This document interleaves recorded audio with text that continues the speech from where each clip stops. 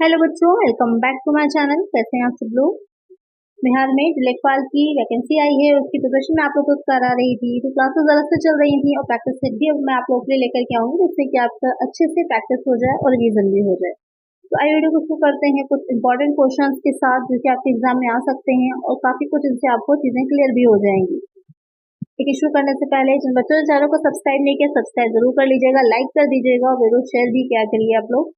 आइए first question लेते हैं। इसमें that is a legal document supplied by insurer which transfers the rights of the claimant against the third party to the insurer। Dash एक कानूनी दस्तावेज बीमाकर्ताओं द्वारा आपूर्ति है जो दावेदार के अधिकारों को तीसरे पक्ष के खिलाफ बीमाकर्ताओं को हस्तांतरित करता है।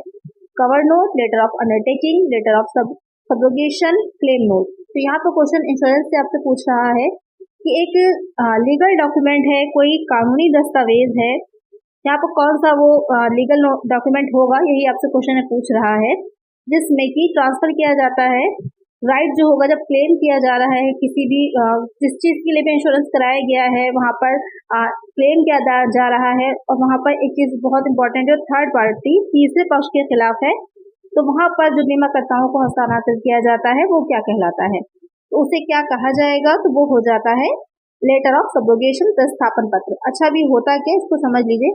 कभी कभी ये होता है कि कोई भी जैसे कि एक्सीडेंट हुआ है, किसी भी व्यक्ति का एक्सीडेंट हुआ है वहां पर, तो अगर उसने इंश्योरेंस करा रखा है तो उसको इंश्योरेंस कंपनी से तो राशि मिलेगी ही मिलेगी, लेकिन अगर जिस व्यक्ति के द्वारा वो एक्सीडेंट किया गया है अगर उससे भी वो व्यक्ति कोई राशि ले रहा है तो उसको लेने के लिए जो इंश्योरेंस कंपनी होती है उसका दायित्व बन जाता है, वो उसका अधिकार होता है कि वो उस राशि को ले सकती, क्लेम उसका कर सकती है, क्योंकि इंश्योरेंस के लिए ऑलरेडी वो पे कर चुकी है। और जो कंपनसेशन का रूल फॉलो होता है जो इंश्योरेंस कंपनियों के द्वारा किया जाता है, क्षतिपूर्ति का सिद्धांत होता है, जो आपके इंश्योरेंस होंगे उसमें कुछ प्रिंसिपल्स चलते हैं। एक क्षतिपूर्ति का भी सिद्धांत होता है कि जितना एक्चुअल में हानि हुई है, लॉस हुआ है, उससे ज्यादा अमाउंट पे नहीं किया जाता। तो अगर दो व्यक्ति एक साथ पे कर देंगे, एक इंश्योरेंस कंपनी दे रही है और तीसरे व्यक्ति से भी ले रहा है वो व्यक्ति, तो वहां पर क्या है उससे ज्यादा उसको अमाउंट मिल जाएगा। तो वही क्या कहलाता है, प्रतिस्थापन का सिद्धांत कहलाता है। सब्रोगेशन प्रिंसिपल होता है, वो जो लेटर होता है वो लेटर ऑफ सब्रोगेशन कहलाता है। तो आप समझ में आ गया होगा आपको कि ये क्या होता है। चलिए आगे नेक्स्ट क्वेश्चन लेते हैं। Salary due is included in preferential creditors in case of presidency town insolvency act to extend of. देय वेतन को अधिमान्य लेनदारों प्रेसिडेंसी टाउन दिवाला अधिनियम के मामले में शामिल किया गया है। 300 पर एम्प्लॉय, 100 पर एम्प्लॉय, 20 पर एम्प्लॉय, 500 पर एम्प्लॉय। तो आपको क्वेश्चन क्या कह रहा है कि देय वेतन जो होता है, जो सैलरी ड्यू होती है, तो आपको पता होगा इंसॉल्वेंसी एक्ट जो होता है उसमें दो तरह के होते हैं, प्रेसिडेंसी टाउन दिवाला अधिनियम होता है और प्रांतीय, दो तरह के रहते हैं आपके। तो यहाँ पर प्रेसिडेंशियल और प्रेसिडेंसी दो तरह के रहेंगे। यहाँ पर जो पूछा है कि जो प्रेसिडेंशियल क्रेडिटर्स होते हैं प्रेसिडेंसी टाउन एक्ट के अंतर्गत, उसमें कितने तक उनकी जो सैलरी होती है पर कर्मचारी तक होती है, तो यहाँ पर कितने तक उनकी सैलरी रहेगी जो ड्यू होती है उसकी शामिल किया जाएगा उनको preferential as a preferential creditor, तो वो हो जाती है 300 पर एम्प्लॉय। तो यहाँ पर कितने तक हो जाएगा, 300 पर एम्प्लॉय तक हो जाएगा। तो इसका आंसर ऑप्शन ए हो जाएगा। चलिए नेक्स्ट क्वेश्चन लेते हैं। इन case of hire purchase asset account is debited by. क्रय की दशा में संपत्ति खाते को डेबिट किया जाता है। Hire purchase price, cost price to the seller, cash price, cost price to purchaser. यहाँ पर क्वेश्चन क्या कह रहा है कि अगर हायर परचेज है, तो इससे प्रीवियस वीडियो में भी मैंने आपको बताया था कि एक इंस्टॉलमेंट सिस्टम होता है, एक हायर परचेज सिस्टम होता है। तो हायर परचेज सिस्टम में अगर एसेट अकाउंट को डेबिट किया जा रहा है, यानी कि किस स्थिति होती है जिसमें कि जो संपत्ति खाता होता है उसको डेबिट किया जाता है। हायर परचेज प्राइस से cost price to the seller, cash price या फिर कॉस्ट प्राइस टू परचेजर। तो क्या हो जाएगा, नगद मूल्य से कैश प्राइस से। तो एक आंसर हो जाएगा ऑप्शन सी। जितना भी नगद मूल्य है, जितना कैश प्राइस है, उससे उसको डेबिट किया जाता है। तो नेक्स्ट क्वेश्चन लेते हैं। नेक्स्ट क्वेश्चन है bank reconciliation statement is a statement. Bank मिलान विवरण है prepared by customer to verify cash book balance with the bank statement balance. ग्राहक द्वारा रोकड़ तथा बैंक पासबुक के शेष का मिलान। Prepare to verify the cash book, रोकड़ पुस्तक के मिलान करने हेतु। Prepare to verify the passbook, bank passbook के मिलान हेतु। Prepared by bank to verify the cash book, bank द्वारा रोकड़ पुस्तक के मिलान हेतु।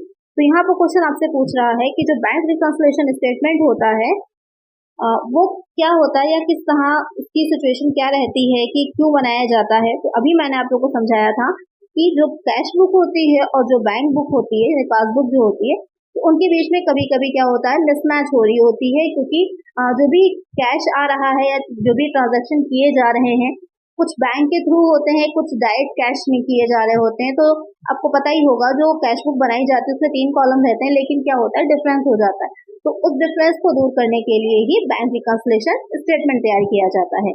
तो यहाँ पर क्या करेक्ट आंसर हो जाएगा, यहाँ पर करेक्ट आंसर हो जाएगा ऑप्शन ए, कि प्रिपेयर बाय कस्टमर, कस्टमर के द्वारा तैयार किया जाता है। क्या करने के लिए, वेरीफाई करने के लिए कि जो ब्रोकर है, जो बैंक के पास से आ रही है उसमें आ रही, दोनों के बीच में डिफरेंस क्यों है। और एक चीज का ध्यान रखिएगा, ये जो तैयार मेनली किया जाता है वो बैंक, जो कैश बुक बनाई जाती है उसका जो बैंक कॉलम होता है उसको ध्यान में रखकर किया जाता है। ये भी क्वेश्चन पूछ सकता है, उसका भी ध्यान में रखिएगा। चलिए नेक्स्ट क्वेश्चन लेते हैं। नेक्स्ट क्वेश्चन लेते हैं, अ favourable bank balance implies dash. एक अनुकूल बैंक बैलेंस का तात्पर्य क्या है। A debit balance in the cash book and passbook, रोकड़ बही और पासबुक में नाम शेष। A debit balance in the cash book and a credit balance in the passbook, रोकड़ बही में नाम शेष और पासबुक में जमा शेष। A credit balance in the cash book and passbook, रोकड़ बही और पासबुक में जमा शेष। A credit balance in the cash book and A debit balance in the passbook, रोकड़ बही में जमा शेष और पासबुक में नाम शेष। यहाँ पर क्वेश्चन क्या कह रहा है कि एक अनुकूल बैंक बैलेंस का क्या मतलब होता है, यानी कि जो बैंक में शेष निकल करके आ रहा, बैलेंस निकल करके आ रहा, उसको फेवरेबल कब माना जाएगा, कब। तो सिंपल सी बात समझ लीजिए कि जब आपके पास जमा ज्यादा होगी और आपने निकासी कम की होगी, यानी कि निकाला कम होगा, डिपॉजिट ज्यादा है और आपने उसमें से निकाला कम है, विड्रॉ कम किया है, तो भी तभी क्या होगा, आपका जो बैंक बैलेंस होगा वो फेवरेबल होगा, अनुकूल होगा। अब तो यहाँ पर क्वेश्चन में जो कह रहा है उसके अकॉर्डिंग कौन सा पॉइंट सही रहेगा, तो a debit balance in the cash book and a credit balance in the passbook, जब रोकड़ बही में नाम शेष और पासबुक में जमा शेष होगा तो वहां पर क्या रहेगा, फेवरेबल माना जाएगा। तो एक आंसर हो जाएगा ऑप्शन बी, यानी जो कैश बुक बनाई जा रही है, यहाँ पर दोनों चीजों को लेकर के चले हैं, कैश बुक की भी बात कर रहे हैं, पासबुक की भी बात कर रहे हैं। तो यहाँ पर जब कैश बुक में डेबिट बैलेंस होगा, आपको पता ही होगा कैश बुक बनाते हैं हम, तो उसमें डेबिट और क्रेडिट दो साइड होते हैं। जो कैश बुक होती है उसमें एक चीज बहुत इंपॉर्टेंट ध्यान रखने वाली है कि जो कैश बुक होगी वो कभी भी क्रेडिट बैलेंस को शो नहीं करती, हमेशा ही डेबिट बैलेंस को शो करती। क्यों, क्योंकि डेबिट साइड में रिसीप्ट होती है, रिसीप्ट ज्यादा होती है और पेमेंट कम किया होता है, तो इस तरह से डेबिट बैलेंस बनता है। और जो कैश पासबुक होती है, यानी कि जो बैंक कॉलम रहता है कैश बुक का, उसमें क्या रहता है कि वहां पर दोनों ही सिचुएशन हो सकती हैं। अगर तो दूसरी सिचुएशन होती है, यानी कि क्रेडिट बैलेंस बड़ा होता है और डेबिट छोटा होता है, क्रेडिट बैलेंस शो कर रहा है, तो आपका बैंक ओवरड्राफ्ट हो जाता है। तो इन सारी चीजों को ध्यान में रखिएगा। थोड़ा सा काफी उसमें कंफ्यूजन रहती है, एक एक पॉइंट को अच्छे से समझिएगा तो आपको क्लियर हो जाएगा। जो मैंने इसका वीडियो आप लोग के लिए अपलोड करी थी, यहाँ पर मैंने अच्छे से कैश बुक के बारे में समझाया है, तो वो सारी पॉइंट्स वहाँ पर दिए हुए हैं, उस वीडियो को देख लीजिए, आपको सारी चीजें अच्छे से क्लियर हो जाएंगी। लिंक आपको डिस्क्रिप्शन में मिल जाएगा इस वीडियो के। तो नेक्स्ट क्वेश्चन लेते हैं, बैंक रिकंसिलिएशन स्टेटमेंट में be prepared commencing with the balance of dash. Bank समाधान विवरण किसके शेष से शुरू होकर तैयार किया जा सकता है। फिक्स एसेट, अचल संपत्ति, बैंक पासबुक, कैश बुक, रोकड़ बही, आइदर कैश बुक और पासबुक। यहाँ पर क्वेश्चन कह रहा है कि जो बैंक रिकंसिलिएशन स्टेटमेंट है तैयार किया जाता है, तो उसे किसके बैलेंस से शुरू किया जा सकता है, किसके बैलेंस से स्टार्ट कर सकते हैं हम। तो यहाँ पर दोनों के ही बैलेंस से उसको शुरू किया जा सकता है, या तो कैश बुक के या तो पासबुक के, फर्क नहीं पड़ना है क्योंकि आपको दोनों को मैच ही करना है। तो एक आंसर हो जाएगा ऑप्शन डी। नेक्स्ट क्वेश्चन है, double entry book keeping was started by. पुस्तपालन की दोहरी प्रविष्टि आरंभ की गई थी। L Pacioli, Adam Smith, W Taylor, Henry Ford. Question कह रहा है कि जो बुक कीपिंग है या डबल एंट्री सिस्टम कह सकते हैं, उसकी शुरुआत किसने की थी, या कभी कभी फादर भी पूछ लेते हैं कि इसके पिता कौन है, फादर कौन है, तो कौन हो जाते हैं, एल पैसियोली, यानी कि लूकस पैसियोली के द्वारा शुरू की गई थी। एक आंसर हो जाएगा ऑप्शन ए। एडम स्मिथ इकोनॉमिक्स में आते हैं, डब्ल्यू टेलर जो है वो जो साइंटिफिक मैनेजमेंट है उसके फादर कहे जाते हैं, और हेनरी फ्योर्ड भी मैनेजमेंट से ही रिलेटेड है। यहाँ पर एक आंसर हो जाएगा ऑप्शन ए।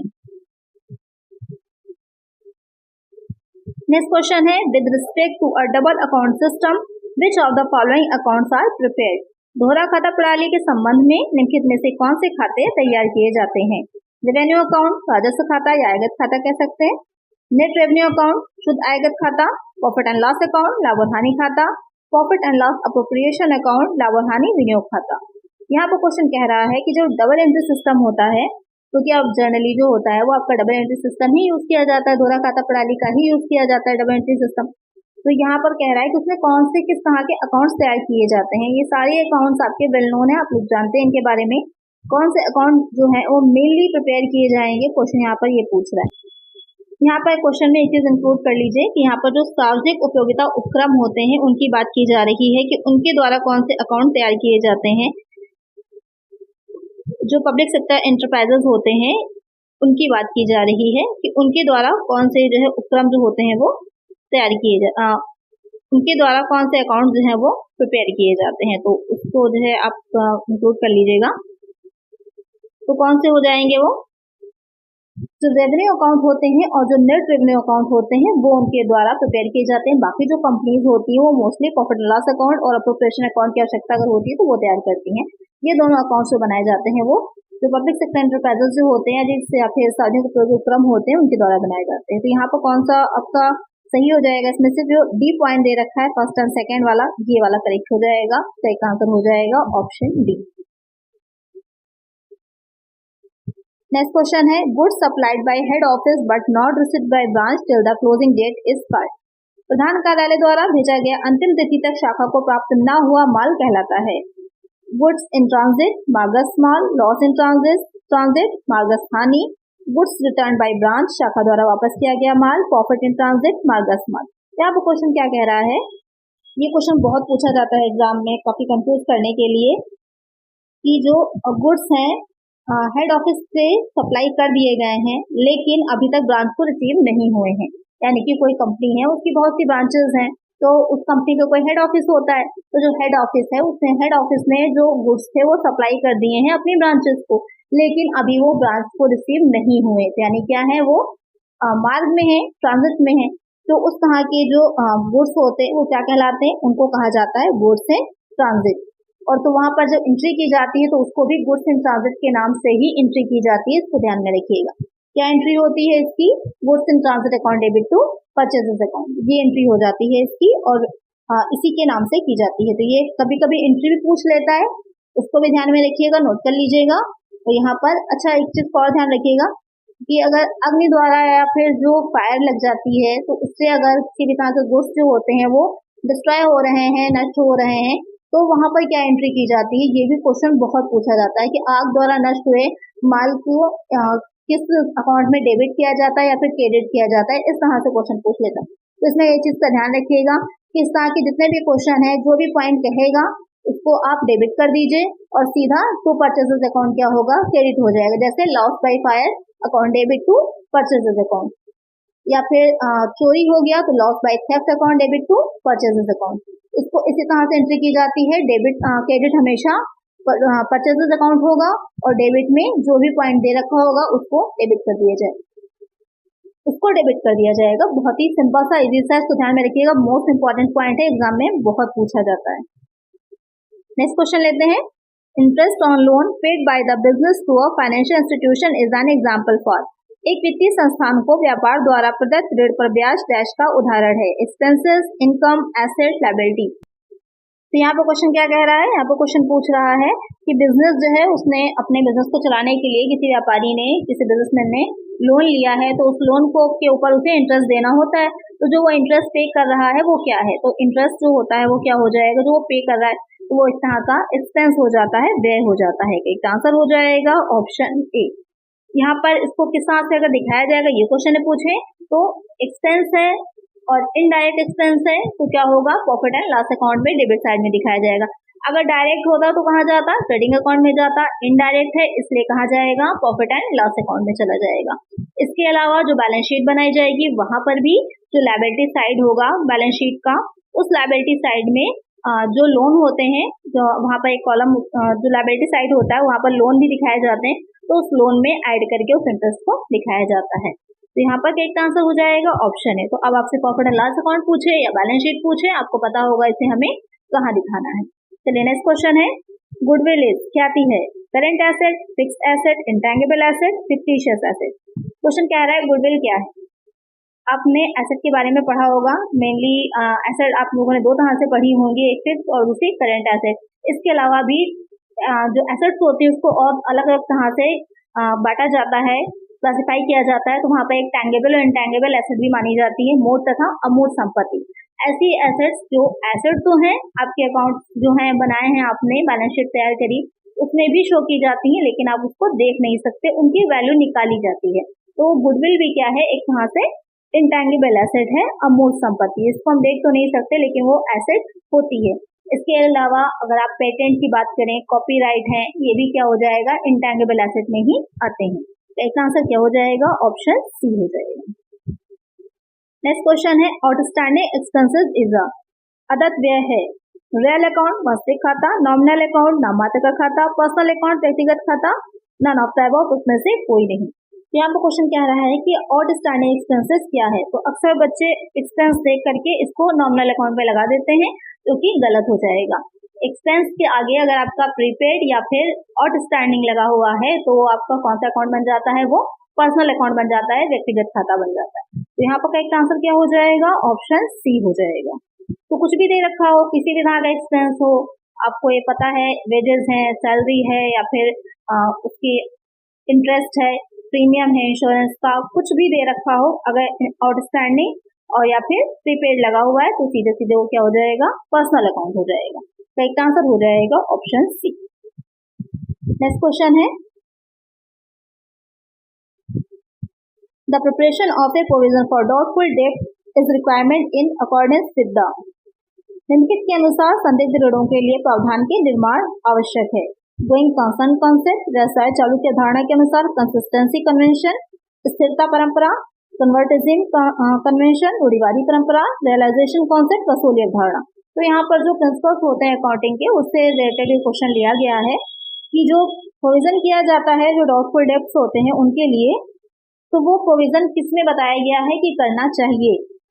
तो मैंने आप लोगों को प्रिंसिपल्स इसके पढ़ाए थे, तो वहाँ पे ये समझाया था कि एक प्रिंसिपल होता है जिसमें ये कहा जाता है कि भविष्य में लाभ की प्रत्याशा ना करें कि फ्यूचर में कितना प्रॉफिट होगा, उसकी एक्सपेक्टेशन करने के बजाय क्या क्या हमको लॉसेस हो सकते हैं, क्या क्या हमको हानियां हो सकती हैं, उसके लिए हमको पहले से ही अपने पास संचय या फिर रिजर्व बनाना चाहिए।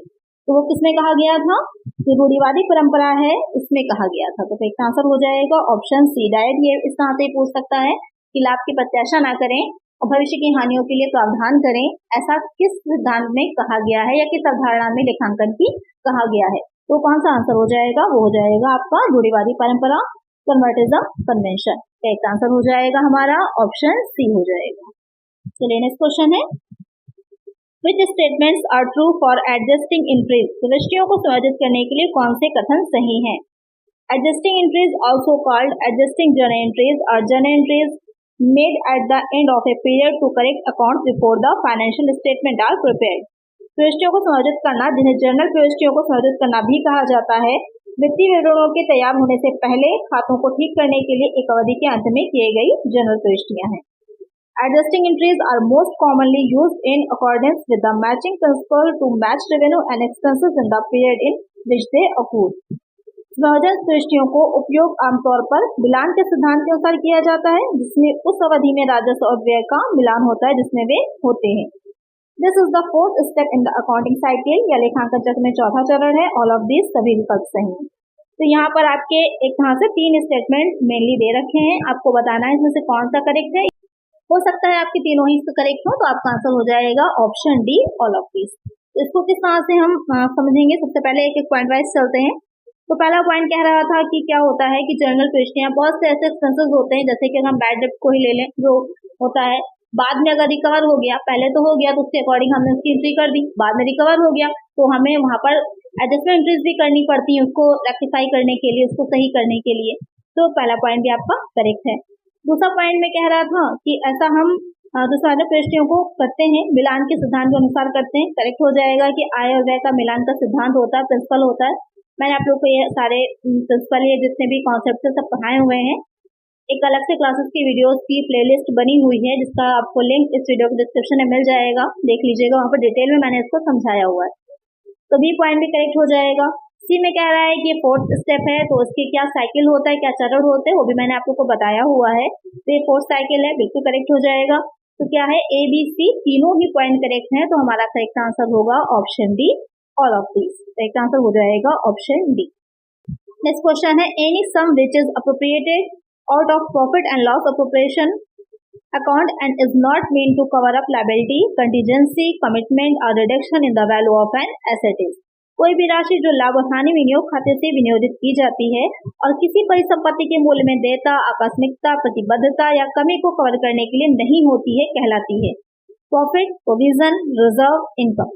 क्वेश्चन यहाँ पे क्या कह रहा है आपसे कि कोई भी अमाउंट या कोई भी राशि जो कि अगर जो प्रॉफिट एंड लॉस अकाउंट हम बना रहे हैं वहां पर विनियोग खाते से विनियोजित की जा रही है, वहां पर अलग से समझ लीजिए उसको उसमें से लेकर के दूसरे में रखा जा रहा है, दूसरे अकाउंट में रखा जा रहा है, तो वो किसी भी परिसंपत्ति के जो लायबिलिटी बन रही हो या फिर आकस्मिकता की हम देख रहे हैं कि फ्यूचर में आ सकती है, कोई प्रतिबद्धता है कि हमने कुछ रूल्स रेगुलेशन है कि हमको ऐसा करना ही करना है, या फिर किसी तरह की कमी को जैसे डिप्रिसिएशन होता है उसको कवर करने के लिए हमने नहीं रखी हुई है, तो वो चीज क्या कहलाती है। क्योंकि इस तरह की चीजें जो होती है वो तो एक आपका फंड बन जाता है, तो उसको अलावा अगर हमने कुछ अलग करके रखा हुआ है तो वो क्या चीज कहलाती है, तो उसे कहते हैं रिजर्व, यानी कि संचय करना। बाकी तो प्रोविजन में चला जाता है, जैसे बैड डेप्ट है उसके लिए प्रोविजन फॉर बैड डेप्ट किया जाता है, टैक्स पे करना है तो उसके लिए प्रोविजन फॉर टैक्सेशन होता है, या अगर हम डिप्रिसिएशन जैसे भी मैंने बोला उसके डिप्रिसिएशन फंड बनाते हैं, तो एग्जैक्टली उसी के नाम से रखते हैं। लेकिन अगर कुछ भी इसके अलावा हमें किसी भी तरह का संचय रखना है कि फ्यूचर में कुछ अगर प्रॉब्लम आती है तो मुझसे निपट सके, तो वो रिजर्व कहलाता है। तो यहाँ पर करेक्ट आंसर हो जाएगा ऑप्शन सी। जैसे कि आपने देखा भी होगा कि रिजर्व एंड सरप्लस जब हम कैपिटल को दिखाते हैं, जो हमारी बैलेंस शीट होती है सबसे पहले कैपिटल दिखाते हैं, उसके बाद हमारा रिजर्व एंड सरप्लस का कॉलम आता है जिससे कि हम रिजर्व जितने भी होते हैं उसको शो करते हैं। तो यहाँ पर करेक्ट आंसर है ऑप्शन सी। तो आज की वीडियो में इतना ही। आई होप वीडियो अच्छी लगी होगी, क्वेश्चन समझ में आ गए होंगे आपको। कितने क्वेश्चन आपके करेक्ट हैं कमेंट सेक्शन में मुझे बताइएगा। इसी तरह की और भी आगे वीडियोस आती रहेंगी, आपके लिए प्रैक्टिस सेट में लेकर के आऊंगी। तो अगर वीडियो अच्छी लगी है तो लाइक जरूर कर दीजिएगा, चैनल पर नया सब्सक्राइब कर लीजिएगा और फ्रेंड्स साथ वीडियो को शेयर कर दीजिएगा। मिलते हैं नेक्स्ट वीडियो में। Thank you.